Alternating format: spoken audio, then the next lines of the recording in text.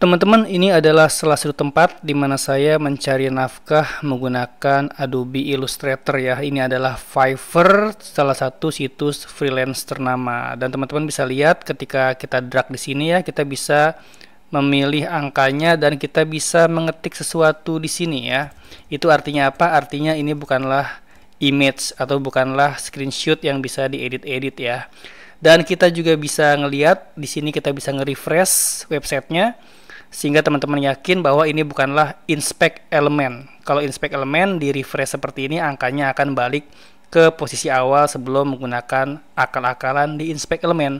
Jadi ini adalah asli, bukan inspect element dan bukan image ya. Tujuan saya nunjukin ini adalah sebagai penyemangat ya, supaya teman-teman lebih antusias mempelajari belajar di kelas Adobe Illustrator di channel ini ya. Karena selain belajar setelah technical, di channel ini teman-teman juga akan menemukan cara memonetize skill Adobe Illustrator. Jadi pastikan teman-teman bersemangat dalam belajar di sini ya. Dan kita akan bahas beragam manfaat dan kita akan berkenalan lebih jauh tentang Adobe Illustrator di sesi perkenalan ini ya. Simak terus ya teman-teman ya. Kenapa perlu mempelajari Adobe Illustrator? Ada beberapa manfaat yang perlu teman-teman ketahui agar teman-teman semakin semakin semangat dalam belajar maksudnya, dan semakin antusias ya. Yang pertama adalah manfaat secara karir teman-teman. Jadi Adobe Illustrator merupakan software vector base paling populer. Waduh, apa tuh software vector base? Nanti akan kita jelaskan apa itu vector ya teman-teman ya. Software vector base paling populer di kalangan desainer, printing, dan klien mancanegara. Teman-teman kalau searching di Fiverr ya, rata-rata ya, walaupun nggak semuanya ya, rata-rata kliennya pasti minta hasil akhir berupa Adobe Illustrator jika menawarkan jasa vektor atau jasa desain yang editable. Pasti mereka request akhirnya Adobe Illustrator mayoritas ya, walaupun ada yang Corel Draw ya. Ketika teman-teman searching di Jobstreet atau di Glints ya, teman-teman lihat persyaratan kerja sebagai seorang desain grafis ya, mayoritas mereka requestnya paham Adobe, software Adobe. Salah satunya adalah software vector base yaitu Adobe Illustrator. Walaupun ada juga yang Corel Draw, namun teman-teman bisa lihat perbandingannya di Jobstreet atau di situs kerja lainnya, rata-rata mereka lebih meminta orang yang bisa software vektor dari Adobe Illustrator ya, software vector base yang menggunakan Adobe Illustrator. Itulah kenapa dikatakan bahwa manfaat secara karir adalah software Adobe Illustrator merupakan software vector base paling populer ya di mancanegara ya teman-teman ya.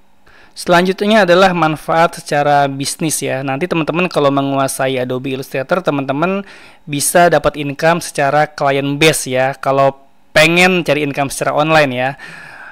Income dari client base itu contohnya seperti apa? Jadi income client base itu income yang kita dapatkan dari kerja aktif ya. Contohnya adalah jual jasa di Fiverr, freelance.com ya, people per hours, dan lain-lain. Itu adalah salah satu contoh income dari client base ya, jika teman-teman ingin jadi freelancer secara online ya.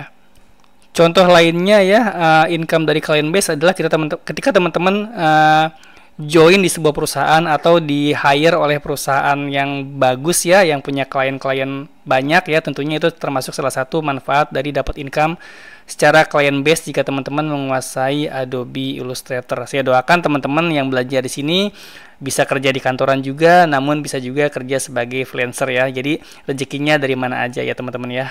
Amin.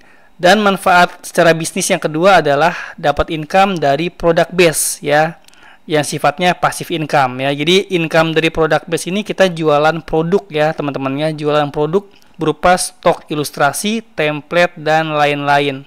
Di mana ya? Jadi ada wadah di internet itu yang disebut microstock ya. Antara lain yang populer adalah Shutterstock, Freepik, Adobe Stock, Picvizy, dan lain-lain ya.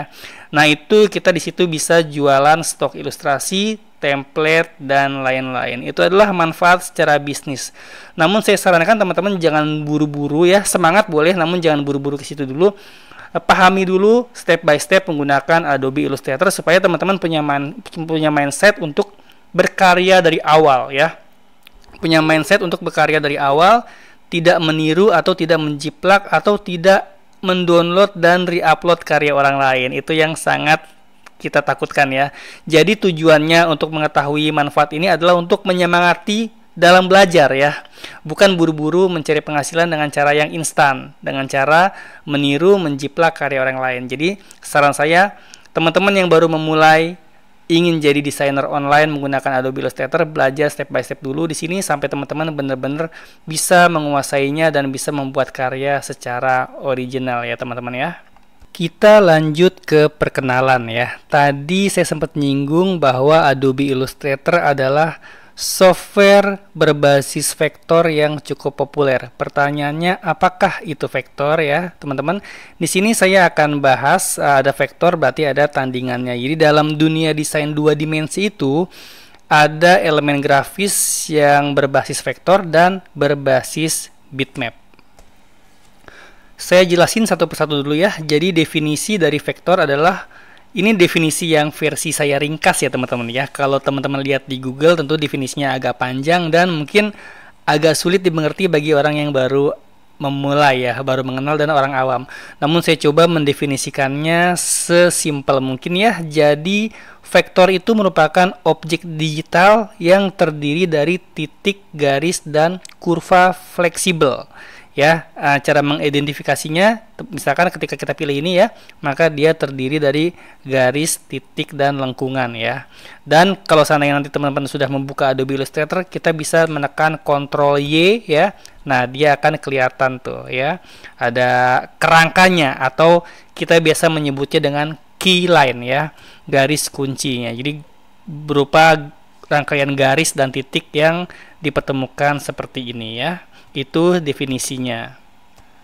Nah, terus bedanya apa dengan bitmap atau raster? Jadi bitmap atau raster itu adalah objek digital yang terdiri dari kumpulan pixel yang terikat resolusi ya. Cara melihatnya gimana? Teman-teman bisa ngezoom misalkan ya. Nah, ketika di zoom dia akan ada kotak-kotak yang disebut dengan pixel ya. Seperti ini. Jadi ketika di zoom dia akan kotak-kotak seperti ini. Ya, bedanya sama vektor gimana? Kalau vektor di zoom sebesar apapun ya, seperti ini dia akan tetap berupa garis yang solid. Tidak ada titik-titik kotak-kotaknya ya, yang disebut dengan pixel. Jadi titik-titik kotak ini disebut dengan rangkaian pixel, teman-teman. Oke. Nah, karena vektor tidak terikat resolusi seperti bitmap dan bukan merupakan pixel, maka vektor punya banyak keunggulan ya teman-teman ya. Antara lain adalah fleksibel ya. Dia bisa digede kecilkan tanpa mengurangi kualitas gambar. Saya contohin ya teman-teman ya. Misalkan kita copy dia di tempat lain ya, di sini ya. Dan kita besarkan sebesar-besarnya ya. Segini ya. Nah, maka dia akan tetap solid. Dia terdiri dari garis yang solid, yang tidak terikat resolusi karena bukan pixel ya. Berbeda dengan bitmap ya. Coba kita copy di sini ya. Dan kita besarkan seperti ini ya. Maka sudah kelihatan dia sudah mulai pecah ya teman-teman ya. Sudah kelihatan pecah. Jadi kalau bitmap semakin dibesarkan dan dikecilkan, dia merubah kualitasnya. Kualitasnya berubah, dia akan terlihat kotak-kotak atau blur, atau biasa dibilang oleh orang percetakan gambarnya pecah karena bukan vektor. Sampai sini jelas ya teman-teman ya, perbedaan yang paling signifikan antara vektor dan bitmap ya. Jadi walaupun gambarnya sama-sama objek yang sama-sama kartun ya, bagi orang awam mungkin orang akan melihat keduanya adalah vektor. Namun teman-teman setelah memahami definisi tadi ya dan perbedaan tadi, tentunya teman-teman lebih tahu ya apa itu vektor dan bitmap secara teknis ya. Adapun hasil file yang dihasilkan oleh vektor itu adalah AI ya, Adobe Illustrator, ada CDR jika teman-teman buatnya di CorelDRAW ya, ada FH. Dulu ada software namanya Macromedia Freehand, sekarang udah nggak ada, namun mungkin masih ada yang nyimpan filenya FH ya, itu juga vektor. Ada EPS dan PDF, dengan syarat EPS dan PDF ini dibuatnya di software vektor base seperti Adobe Illustrator dan CorelDRAW ya. Kalau EPS dan PDF ini dibuatnya dari software bitmap base ya atau pixel, maka dia jadinya bukan vektor ya. Sedangkan untuk bitmap ya, biasanya teman-teman bisa temui di file-file yang hasil extensionnya adalah JPEG ya, PNG, PSD, EPS yang dibuat dari Photoshop, dan PDF yang dibuat dari Photoshop. Sampai di sini sudah paham ya teman-teman ya, apa bedanya vektor dan bitmap, dan teman-teman jadi lebih mengenal apa itu Adobe Illustrator dan apa itu software design vector base. Di video selanjutnya kita akan memahami panel dan workspace di Adobe Illustrator supaya teman-teman lebih mudah menjalankan software ini nantinya bagi yang baru memulai dan baru menggunakannya. Sampai jumpa di video selanjutnya.